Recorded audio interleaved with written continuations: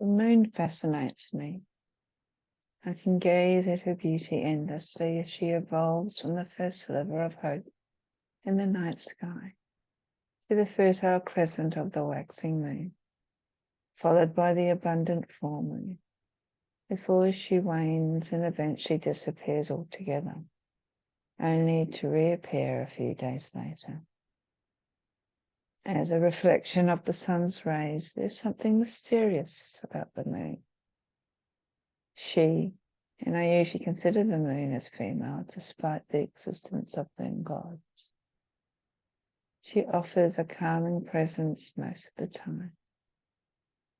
Yet, throughout her cycle, Lady Luna pulls at our subconscious and entices us to loosen our restraint. She touches us on a deep soul level, reminding us of our animalistic and primal heritage. Have you ever wanted to howl at the moon? Mother Moon, the wise woman, she will share her secrets with us if we give the time to stop and listen, to connect with her gentle ebbing and flow. These secrets lie deep within us and cannot be experienced through someone else's words.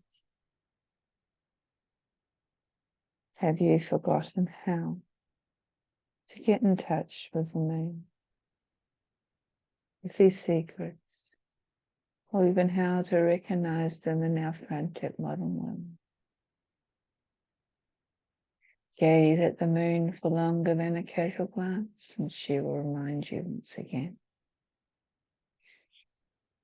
During her 29.5-day cycle, the moon waxes and wanes. Her mysterious forces exert their influence, not only on our planet, but also on ourselves.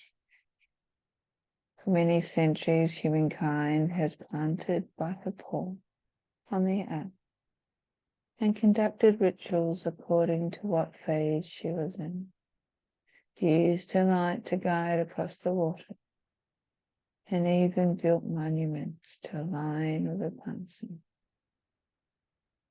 Our earliest ancestors turned their eyes upwards to the heaven in wonder as they felt the ebb and flow within them and around them.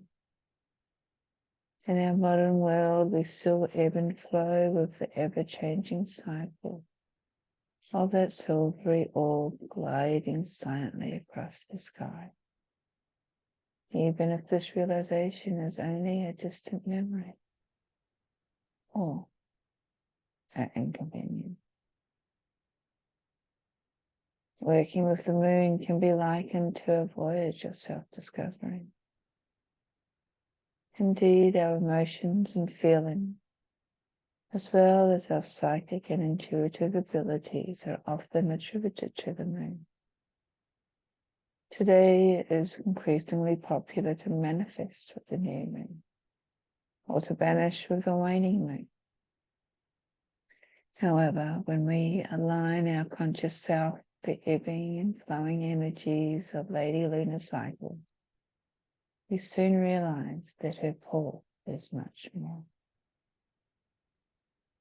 There is an overarching mystique about our planet's only natural satellite. Our early ancestors referred to the moon as being the land of the gods and our repository for the souls of the dead. It played center stage in the myths that explain the creation of the universe.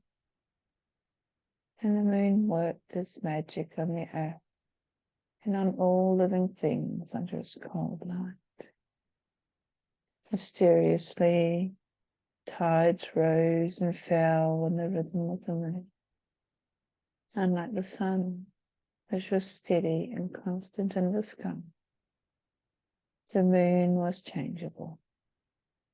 growing and diminishing in some, yet had always looked upon the earth with the same enigmatic face. A gravitational pull of the earth causes the levels of the oceans to rise and fall. This phenomenon we refer to as tides. High tides occur when the pull of the moon causes the water to bulge upwards. This also happens on the side of the earth furthest from the moon, owing to the inertia of water. When the water drops, this is the low tide.